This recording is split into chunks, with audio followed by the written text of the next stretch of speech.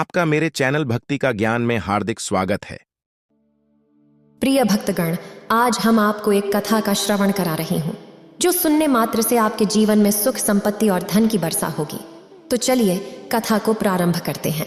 श्रद्धालुओं, एक बार की बात है, देवी पार्वती भगवान शिव के पास आती हैं और उनसे पूछने लगती हैं, हे स्वामी, आज मेरे मन में एक शंका उत्पन्न हो रही है, कृपया आप मेरी इस शंका का समाधान कीजिए। भगवान शिव कहते हैं, हे प्रिय, तुम्हारे मन में जो भी शंका हो निसंकोच होकर पूछो। तुम्हारी हर शंका का समाधान करना मेरा कर्तव्य है। तब देवी पार्वती बड़ी प्रसन्नता से पूछने लगती हैं, हे प्रभु, पहले हम आपको भोजन कराते हैं और फिर स्वयं भोजन करते हैं। हम आपकी सेवा करते हैं, किंतु हे प्रभु, क्या पत्नी को पति के साथ या पति से पहले भोजन करना चाहिए? क्या ऐसा करना उचित है? शास्त्र इस विषय में क्या कहते हैं? और हे प्रभु, ऐसा कौन सा पाप है जिसे करने से स्त्री नरकगामी बन जाती है? कृपया आप मेरी इस शंका का समाधान कीजिए। भगवान शिव मुस्कुराते हुए कहते हैं, हे पार्वती, आज तुमने समस्त मानव जाति के कल्याण के उद्देश्य से बहुत ही महत्वपूर्ण प्रश्न किया है। हे देवी, तुमने जो प्रश्न किया है उसका समाधान देवी सुदेवा की कथा सुनने से प्राप्त हो जाएगा। देवी पार्वती पूछती हैं, हे प्रभु, ये रानी सुदेवा कौन थी? उनका आचार विचार कैसा था? मेरे मन में उनके विषय में जानने की जिज्ञासा हो रही है। फिर भगवान शिव कहते हैं, हे पार्वती, तुम्हारे आग्रह पर आज मैं तुम्हें रानी सुदेवा की कथा सुनाता हूं। तुम्हारी सभी शंकाओं का समाधान इस प्राचीन कथा में ही है। इस कथा में तुम्हें तुम्हारे सभी प्रश्नों के उत्तर मिल जाएंगे। इसीलिए इस कथा को ध्यानपूर्वक सुनो। जो भी मनुष्य इस कथा को ध्यानपूर्वक सुनता है और इसका प्रचार करता है, वह सौभाग्यशाली बनता है और उसे कभी नरक की प्राप्ति नहीं होती है। फिर देवी पार्वती कहती हैं, हे स्वामी, मैं इस कथा को अवश्य ध्यानपूर्वक सुनूंगी। कृपया आप इस कथा को कहिए। भगवान शिव कहते हैं, हे पार्वती, फिर सुनो इस कथा को। अगर आप यह कहानी सुन रहे हैं तो पूरा सुनिए। इस कथा को आधा अधूरा छोड़कर जाने की गलती मत करिएगा, क्योंकि इस पवित्र कथा को पूरा सुनने से मन चाहा फल की प्राप्ति होगी। इसलिए इस कथा को पूरा सुने। आप शिव भक्त हैं तो भोलेनाथ का अनादर ना करें। प्राचीन काल में अयोध्यापुरी में महाराज इक्ष्वाकु राज्य करते थे। वे धर्म का पालन करने वाले, गुणवान, चरित्रवान और अत्यंत कुशल सम्राट थे। उनका विवाह काशी नरेश की पुत्री सुदेवा के साथ हुआ था। सुदेवा सत्य का व्रत पालन करने में तत्पर, गुणवान, चरित्रवान और महान पतिव्रता थी। महाराज इक्ष्वाकु पुण्यात्मा थे। उन्होंने अनेक यज्ञ और पुण्य के कार्य किए थे। उन्होंने देवालय बनवाए, पोखरे खुदवाए, अनेक वाटिकाएं बनवाए और वे साधु संतों की रक्षा में सदैव तत्पर रहते थे। महाराज इक्ष्वाकु के नगर के समीप एक घना जंगल था। उस जंगल में एक सूअर अपनी पत्नी और पुत्र पौत्रों के साथ रहता था। वह सूअर बड़ा ही विशालकाय और भयंकर आकार वाला था, जिससे सभी मनुष्य भयभीत रहते थे। उस सूअर के भय से मनुष्य उस वन के मार्ग से जाने से डरने लगे थे। जब यह बात महाराज इक्ष्वाकु को पता चली तो उन्होंने उस सूअर का शिकार करने का निश्चय किया। एक दिन महाराज अपनी पत्नी सुदेवा और कई सैनिकों और कुत्तों के साथ उस वन में शिकार करने के लिए निकल पड़े। महाराज बहुत पराक्रमी थे। उन्होंने कई विशालकाय शेरों और राक्षसों का वध किया था। इसलिए वे नगरवासियों की रक्षा के लिए उस भयंकर सूअर का शिकार करने के लिए वन में आए। जब उस भयंकर आकार वाले सूअर ने महाराज को वन की ओर आते देखा तो वह अपनी पत्नी से कहने लगा, हे प्रिय, देखो, ये कौशल देश के महान सम्राट इक्ष्वाकु हैं। वे महापराक्रमी और महातेजस्वी हैं और वे इस वन में मेरा शिकार करने के लिए आ रहे हैं। उनके साथ बहुत से कुत्ते और शिकारी हैं। इसमें तनिक भी संदेह नहीं है कि वे मुझ पर ही प्रहार करेंगे। महाराज बड़े पुण्य आत्मा हैं। ये राजाओं के भी राजा हैं। समस्त विश्व इनके अधीन है। हे प्रिय, मैं तुम सबकी रक्षा करने के लिए अपना पराक्रम दिखाते हुए महाराज के साथ युद्ध करूंगा। अगर युद्ध में मैंने इन्हें पराजित कर दिया तो तीनों लोकों में मेरी कीर्ति हो जाएगी, और यदि मैं इनके हाथ से मारा भी गया तो मुझे इस सूअर के जन्म से छुटकारा मिलेगा और मैं शिवलोक को चला जाऊंगा। मेरे पिछले जन्म के पापों के कारण ही मुझे सूअर का जन्म प्राप्त हुआ है। हे प्रिय, तुम मेरा मोह छोड़कर हमारे पुत्र और पौत्रों को लेकर पर्वत की गुफा में चली जाओ। अब समय आ गया है कि मैं अपने पूर्व जन्मों के पापों से मुक्त हो जाऊं। जब महाराज के बाण मेरे शरीर को घायल कर देंगे तो एक एक बाण से मेरे पूर्व जन्म के पाप नष्ट हो जाएंगे। फिर उस सूअर की पत्नी बोलने लगती है, हे नाथ, हमारे बच्चे आपके पराक्रम और साहस के कारण इस वन में निर्भय होकर विचरण करते हैं और कोमल फूलों का आहार ग्रहण करते हैं। आपके कारण ही इन्हें शेर, सियार आदि जंगली जानवरों का भय नहीं है, क्योंकि आप इनकी रक्षा करते हैं। आपके भीषण रूप को देखकर कोई भी शिकारी हमारी शिकार करने के लिए इस वन में नहीं आता। अगर आपकी मृत्यु हो जाएगी तो फिर मेरी और हमारे पुत्रों की रक्षा कौन करेगा? आपके बिना हम असहाय हो जाएंगे। पति के बिना मेरा क्या होगा? उत्तम स्वर्ण के गहने, आभूषण, वस्त्र पहनकर भी कोई स्त्री पति के बिना शोभा नहीं पाती। पति से ही स्त्री को सौंदर्य और शोभा प्राप्त होती है। आपके बिना मेरा जीवन भी नष्ट हो जाएगा। हे नाथ, हे प्राणेश्वर, आपके बिना मैं जीवित नहीं रह सकती। हे नाथ, मैं सच कहती हूं, आपके साथ यदि मुझे नरक में भी डाल दिया जाए तो भी मैं खुशी खुशी आपके साथ चली आऊंगी। इसीलिए आप महाराज के सामने मत जाइए। आप भी हमारे साथ पर्वत की कंदरा में चलिए, हम वहीं छिपकर बैठ जाते हैं। आप जीवन की इच्छा को छोड़कर अपनी पत्नी और पुत्र को अकेला छोड़कर जा रहे हो। इससे आपको क्या लाभ होगा? फिर वह स्वर कहता है, हे प्रिय, तुम वीरों के धर्म को नहीं जानती हो, इसीलिए ऐसा कह रही हो। यदि शत्रु वीरों को ललकारता है, युद्ध के लिए निमंत्रण देता है, तो वीर पुरुष को लोध और भय से कायर की भांति ऐसे छिपकर नहीं भागना चाहिए।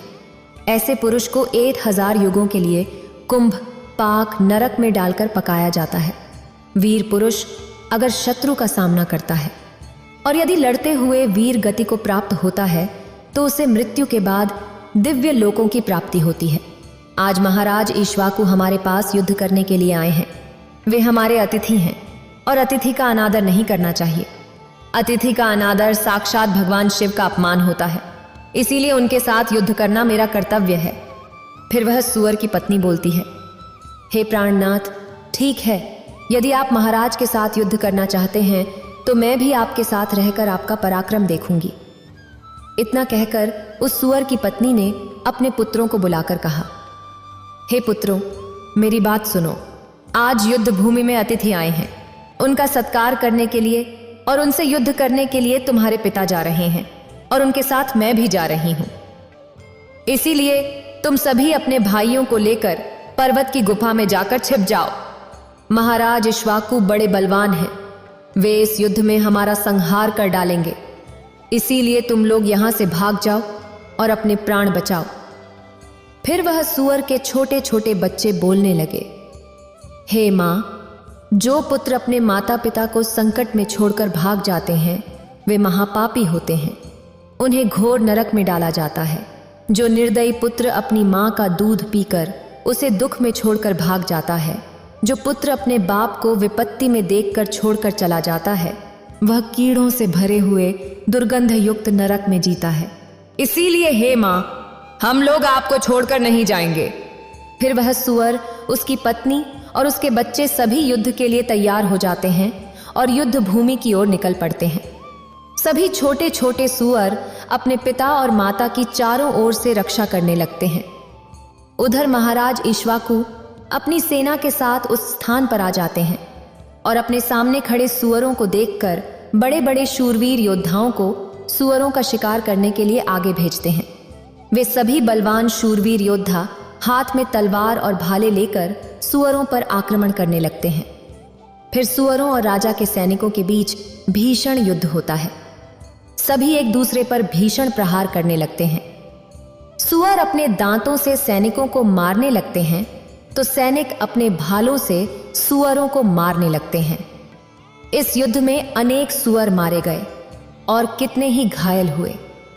महाराज के अनेक सिपाही भी मारे गए और घायल हुए। अब केवल वह सुअर, उसकी पत्नी और उसके कुछ 5-7 पुत्र ही बचे थे। अपने सभी पुत्रों को मरा हुआ देखकर सुअर की पत्नी भयभीत हो गई और अपने पति से कहने लगी, हे नाथ, मुझे और इन बच्चों को लेकर यहां से चलो, नहीं तो हमारा वंश नष्ट हो जाएगा। कृपया हम सभी अपने प्राण बचाकर भाग चलते हैं, नहीं तो महाराज हम सभी को मार डालेंगे। फिर सुअर कहने लगा, हे प्रिय, 2 शेरों के बीच में एक सुअर पानी पी सकता है, लेकिन 2 सुअरों के बीच में एक शेर पानी नहीं पी सकता। सुअर जाति में ऐसा बल देखा जाता है। इसी कारण से सुअर से सभी भयभीत हो जाते हैं। अगर इस समय पर मैं मृत्यु के भय से भाग जाऊंगा तो मेरे सुअर जाति की प्रसिद्धि नष्ट हो जाएगी। इसीलिए हे प्रिय, तुम हमारे बच्चों को लेकर यहां से चली जाओ और सुखपूर्वक जीवन व्यतीत करो। इतना सुनकर सुअर की पत्नी बोली, हे नाथ, मैं आपसे बहुत प्रेम करती हूं। आपने मेरा आदर सम्मान करके, प्रतिक्रिया देकर और मेरी रक्षा करके मेरे मन को जीत लिया है। आपसे मेरा मोह कभी नहीं छूटेगा।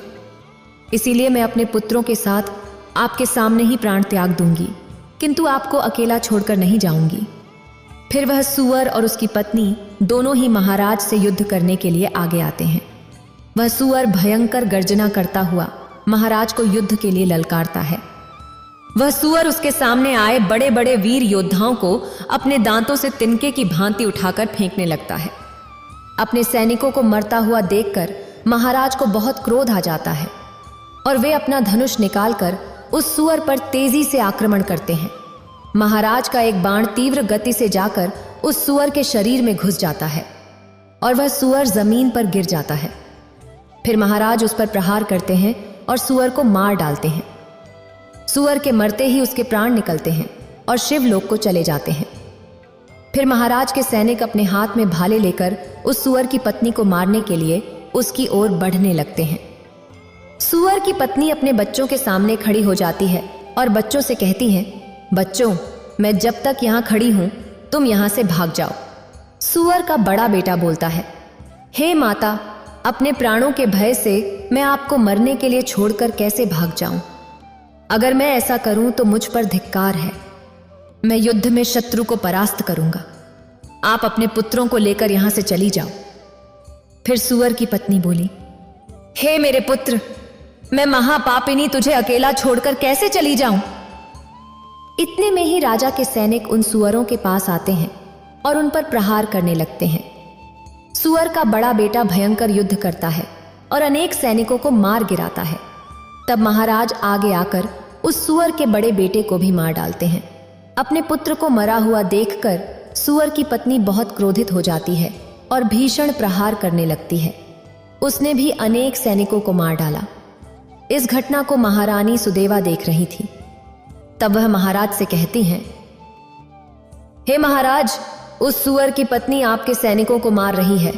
आप आगे बढ़कर उसका वध क्यों नहीं करते? महाराज बोले, हे प्रिय, वह एक स्त्री है। मेरा यह वचन है कि मैं स्त्री का वध नहीं करूंगा। स्त्री का वध करने से महापाप लगता है। इसलिए मैं उस सुअर की पत्नी को न खुद मार रहा हूं और न किसी को उसे मारने के लिए भेज रहा हूं। मुझे स्त्री का वध करने में बड़ा भय लगता है। इतना कहकर महाराज चुप हो गए। फिर महाराज की सेना में भार्गव नाम का एक बलवान सिपाही था। उसने उस सुअर की पत्नी पर प्रहार किया और उसे जमीन पर गिरा दिया। सुअर की पत्नी बेहोश होकर जमीन पर गिर पड़ी और गहरी गहरी सांसें लेने लगी। जब रानी सुदेवा ने उस सुअरनी को बेहोश देखा तो उन्हें उस पर बहुत दया आई। उन्होंने ठंडा पानी उसके मुंह में डाला और फिर उसके पूरे शरीर पर छिड़क दिया, जिससे सुअरनी को होश आ गया। सुअरनी ने रानी को अपने ऊपर ठंडा पानी डालते देखा तो वह बहुत खुश हुई और इंसान की भाषा में बोलने लगी, हे देवी, आपने मुझ पर ठंडा पानी डालकर मुझे कष्ट से मुक्ति दिलाई है। आपका कल्याण हो। सुअरनी के ऐसे वचन सुनकर रानी सुदेवा को बहुत आश्चर्य हुआ। वह सोचने लगी, आज मैंने बहुत अजीब बात देखी। यह सुअरनी तो इंसान की भाषा में सुंदर और स्पष्ट हिंदी बोल रही है। फिर रानी ने सुअरनी से पूछा, हे भद्रे, तुम कौन हो? तुम्हारा व्यवहार बहुत विचित्र है। पशु होकर भी तुम इंसान की भाषा में बोल रही हो। मुझे तुम्हारे पिछले जन्म की कहानी सुनाओ। किस कारण से तुम सुअरनी बनी हो? फिर सुअरनी कहने लगी, हे देवी, मेरे पति ने पिछले जन्म में गुरुजनों का अपमान किया था। इसी कारण से उन्हें सूअर का जन्म मिला है। अब मैं आपको मेरे पिछले जन्म की कहानी बताती हूं। हे देवी, कलिंग नाम के देश में श्रीपुर नाम का एक सुंदर नगर था। उस नगर में वसुदत नाम के विद्वान ब्राह्मण रहते थे। मैं उसी वसुदत ब्राह्मण की पुत्री थी। उन्होंने मेरा नाम सुकन्या रखा था। उस समय उस नगर में मुझसे सुंदर कोई और स्त्री नहीं थी। अपने सौंदर्य और रूप के घमंड में मैं उन्मत्त हो गई थी। मेरी मुस्कान बड़ी मनोहर थी। जब मैं जवान हुई तो मेरा सुंदर रूप और जवानी देखकर मेरी माता को बड़ा भय लगने लगा। वह मेरे पिता से कहने लगी, हे नाथ, हमारी बेटी जवान हो चुकी है, उसका विवाह क्यों नहीं करते? इसे शीघ्र ही किसी वर को सौंप दीजिए। फिर वह ब्राह्मण बोला, हे कल्याणी, मैं अपनी पुत्री का विवाह उसी पुरुष के साथ करूंगा जो विवाह के बाद मेरे ही घर में निवास करेगा। सुकन्या मुझे बड़ी प्रिय है। मैं इसे अपनी आंखों से दूर नहीं होने देना चाहता। फिर एक दिन शिव शर्मा नाम के जवान विद्वान ब्राह्मण मेरे द्वार पर आ गए। मेरे पिता उनके ज्ञान और कुशलता को देखकर बहुत प्रसन्न हुए और उनसे मेरा विवाह करने के लिए पूछ लिया। फिर मेरे पिता ने उस शिव शर्मा ब्राह्मण से मेरा विवाह कर दिया और वे हमारे साथ ही हमारे घर पर रहने लगे। परंतु मैं अपने माता पिता के लाड़ प्यार से बिगड़ चुकी थी और अपनी विवेक शक्ति खो चुकी थी। मैंने कभी अपने पति की सेवा नहीं की, कभी उनके चरण स्पर्श नहीं किए। मैं हमेशा उन्हें कठोर नजरों से देखती थी, उनका अपमान करती थी, उन्हें नाम लेकर पुकारती थी, उनके खाने से पहले खुद खा लेती थी। मैं अपने पति से ही खुद को खाना परोसवा लेती थी। मैं अपनी मर्जी से स्वतंत्र होकर यहां वहां घूमती थी और हर छोटी बात पर अपने पति का अपमान करती थी। मैंने कभी उनके साथ सहवास भी नहीं किया और उन्हें मैं अपने शरीर को छूने भी नहीं दिया। शिव शर्मा बहुत ही शांत स्वभाव के थे। उन्होंने मुझे कई दिनों तक सहन किया और फिर एक दिन अत्यंत दुखी होकर मुझे छोड़कर चले गए। मेरे पति के जाते ही मेरे पिता बहुत दुखी होकर कहने लगे, हे प्रिय, सुनो, हमारे दामाद हमारी बेटी को छोड़कर चले गए हैं। हमारी बेटी ही पापचारिणी थी, दामाद तो विद्वान थे। मैं क्या जानता था कि हमारी बेटी सुकन्या दुष्ट और कुल नाशिनी होगी। फिर मेरी माँ बोली, हे नाथ, हमारी बेटी आपके लाड प्यार से बिगड़ गई है। इसे सही राह पर लाने के लिए आपको ही कुछ करना होगा। पिता के घर में रहने वाली कन्या दुराचारी बन जाती है, इसलिए उसे उसके पति के पास ही रखना चाहिए। हमारी बेटी बहुत दुष्ट और पापिनी है। आप इसका त्याग करके इसे इसके पति के पास भेज दीजिए। माता के ये वचन सुनकर मेरे पिता बहुत क्रोधित हुए और मुझे कहने लगे, हे दुष्टा, हमारे कुल में कलंक लगाने वाली दुराचारिणी, तेरे ही कारण शिव शर्मा हम सबको छोड़कर चले गए। इसलिए तेरा पति जहां है तू वहीं चली जा, या तुझे जो स्थान अच्छा लगे वहां चली जा। फिर मैं अपने घर को छोड़कर चली गई। बाहर जाने पर लोग मुझे कुलटा, पापिनी, दुराचारिणी कहकर संबोधित करने लगे। इसलिए मैं अपने पति को ढूंढते हुए वन चली गई। एक दिन वन में मैं एक कुटिया के सामने जाकर खड़ी हो गई और भिक्षा मांगने लगी। वहां उस कुटिया में रहने वाली मंगला नाम की स्त्री ने मुझे देखकर अपने पति से कहा, हे स्वामी, द्वार पर एक दुखिया, दुबली पतली स्त्री भिक्षा मांगने के लिए आई है। मंगला का पति शिव शर्मा ही था, जिन्होंने मेरा त्याग किया था। मुझे देखकर उन्होंने मुझे पहचान लिया और अपनी पत्नी से कहने लगे, प्रिय, यह मेरी पहली पत्नी सुकन्या है, जो मुझे बहुत प्रिय थी। इसलिए तुम इसका आदर सत्कार करो और इसे अपने घर में स्थान दो। फिर मंगला ने अपने पति की आज्ञा का पालन करते हुए मुझे घर के अंदर बुला लिया और पहनने के लिए वस्त्र दिए। एक दिन मंगला के अच्छे स्वभाव और मेरे दुष्ट स्वभाव के बारे में सोचते हुए मुझे बहुत दुख हुआ। अधिक चिंता करने के कारण मेरा हृदय फट गया और उसी क्षण मेरी मृत्यु हो गई। फिर यम के 2 दूत उस स्थान पर आ गए और मुझे उठाकर यमलोक ले गए। वहां यमराज ने मेरा लेखा जोखा देखा और यमदूतों से कहा, हे दूतों, इस पापिनी स्त्री ने अपने पति का बहुत अपमान किया है। यह पत्नी अपने पति से पहले भोजन कर लेती थी, उसे नाम से बुलाती थी और घर के काम करवाती थी। इसीलिए इस पापी स्त्री को नरक में डाल दो। फिर यमदूत मुझे नरक में ले गए और जलते हुए अंगारों में डाल दिया। वहां नरक में मुझे कई वर्षों तक कष्ट सहने पड़े। फिर नरक की सजा भुगतने के बाद यमराज ने मुझे सुरनी के रूप में जन्म दिया। सुरनी बोली, हे देवी, मैंने आपको अपने पूर्व जन्म की कहानी सुना दी है। कृपया अब मुझे इस जीवन से मुक्ति दिला दो। आपने अपने पति की बहुत सेवा की है, इसलिए मुझे थोड़ा सा पुण्य प्रदान करें। फिर रानी सुदेवा महाराज से कहती हैं, हे स्वामी, अब मैं क्या करूं? आप जो आज्ञा देंगे मैं वही करूंगी। महाराज इक्ष्वाकु कहते हैं, हे प्रिय, यह बेचारी बहुत दुहक सह रही है, तुम अपने पुण्य से इसका उद्धार करो। महाराज की आज्ञा लेकर रानी सुदेवा ने सुरनी से कहा, हे देवी, मैं अपने 1 वर्ष का पुण्य तुम्हें प्रदान करती हूं। रानी के इतना कहते ही उस सुरनी के प्राण चले गए और उसके शरीर से एक दिव्य स्त्री प्रकट हुई और फिर वह महारानी और महाराज को नमस्कार करके शिवलोक को जाने लगी। भगवान शिव कहते हैं, हे पार्वती, इस प्रकार मैंने तुम्हें यह महान कथा सुनाई है। तुम्हें तुम्हारे सभी प्रश्नों के उत्तर भी मिल गए होंगे। देवी पार्वती कहती हैं, हे स्वामी, आपने आज मुझे बहुत ही पवित्र कथा सुनाई है और मेरी सभी शंकाओं का निवारण भी किया है। लेकिन भारतीय संस्कृति में पति पत्नी के संबंधों को अत्यंत पवित्र और महत्वपूर्ण माना जाता है। समाज में यह मान्यता है कि पति पत्नी का साथ रहना, एक दूसरे के साथ भोजन करना और साथ में समय बिताना न केवल उनके आपसी संबंधों को मजबूत बनाता है, बल्कि यह उनके संपूर्ण परिवार के लिए भी शुभ होता है। हालांकि आधुनिक परिप्रेक्ष्य में यह चर्चा और विचार विमर्श का विषय है कि पति के साथ भोजन करने वाली महिलाओं के जीवन पर इसका क्या प्रभाव पड़ता है। इस विषय पर विचार करते समय हमें सामाजिक, सांस्कृतिक, धार्मिक और मनोवैज्ञानिक पहलुओं का समावेश करना होगा। 1. भारतीय पौराणिक और सांस्कृतिक दृष्टिकोण। भारतीय पौराणिक कथाओं और धार्मिक मान्यताओं में पति पत्नी के साथ भोजन करने का विशेष महत्व बताया गया है। कई धार्मिक ग्रंथों और शास्त्रों में इसे शुभ और पारिवारिक सुख शांति के लिए आवश्यक बताया गया है। ऐसी मान्यता है कि पति पत्नी एक साथ भोजन करने से उनके बीच प्रेम, समझ और सामंजस्य बढ़ता है। यह न केवल उनके संबंधों को सुदृढ़ करता है, बल्कि उन्हें एक दूसरे के प्रति अधिक सम्मान और सहानुभूति का अनुभव होता है। वास्तु और ज्योतिष के अनुसार जब पति पत्नी एक साथ भोजन करते हैं तो उनके जीवन में आर्थिक और मानसिक स्थिरता आती है।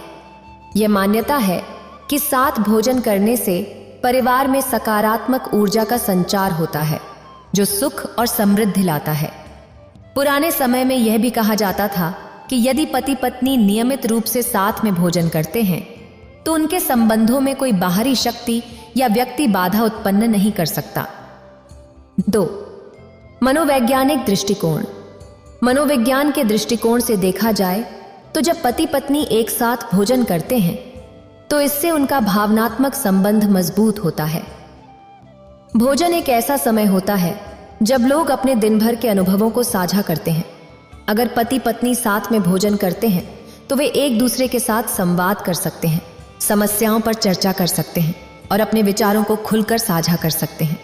इस प्रकार यह गतिविधि उन्हें मानसिक रूप से जुड़ने में मदद करती है और उनकी भावनात्मक स्थिरता को बढ़ाती है।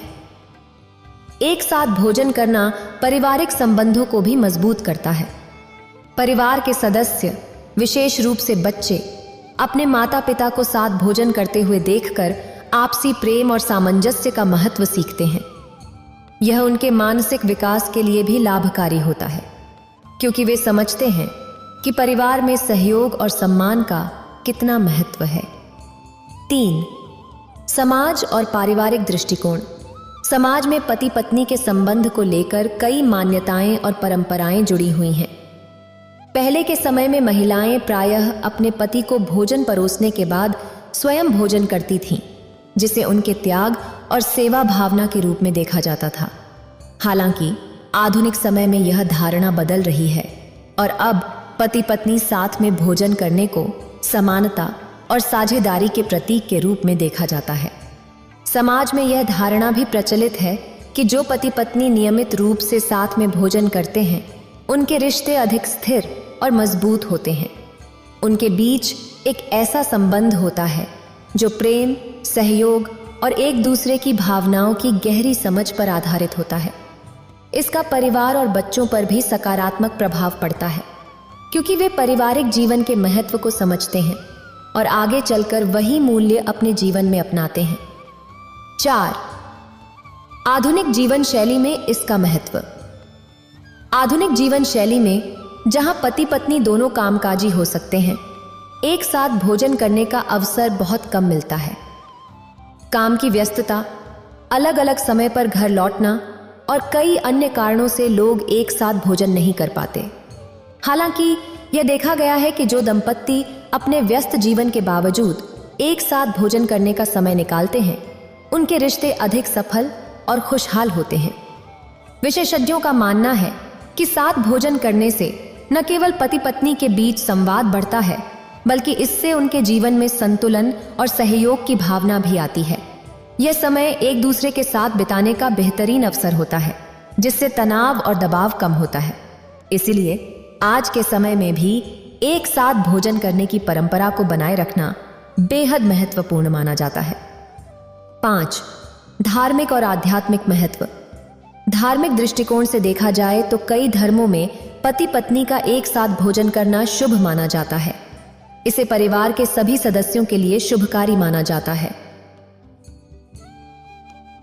हिंदू धर्म में विशेष रूप से नवरात्रि, करवा चौथ और अन्य व्रत त्योहारों पर पति पत्नी का साथ भोजन करना शुभ माना गया है। इसे एक धार्मिक और आध्यात्मिक अनुष्ठान के रूप में देखा जाता है, जो दाम्पत्य जीवन में सुख और शांति लाता है। आध्यात्मिक दृष्टिकोण से जब पति पत्नी साथ में भोजन करते हैं, तो उनके बीच की ऊर्जा का आदान प्रदान होता है। यह न केवल उनके शारीरिक, मानसिक और भावनात्मक स्वास्थ्य के लिए लाभकारी होता है, बल्कि उनके आध्यात्मिक विकास में भी सहायक होता है। साथ भोजन करने से दोनों के बीच का भावनात्मक संबंध गहरा होता है, जिससे वे एक दूसरे के साथ अधिक संतुलित और खुशहाल जीवन जी सकते हैं। निष्कर्ष: पति के साथ भोजन करने वाली महिलाओं के जीवन पर इसका गहरा सकारात्मक प्रभाव पड़ता है। भारतीय संस्कृति में इसे न केवल प्रेम और सहयोग का प्रतीक माना जाता है, बल्कि यह मान्यता भी है कि इससे परिवार में समृद्धि और शांति आती है। आधुनिक जीवन शैली में भी यह परंपरा पति पत्नी के बीच संबंधों को मजबूत बनाने और पारिवारिक सुख शांति के लिए अत्यधिक महत्वपूर्ण है। अगर आपको ये वीडियो अच्छी लगी हो तो लाइक करें और शेयर करें और मेरे चैनल भक्ति का ज्ञान को सब्सक्राइब करें। आपका धन्यवाद।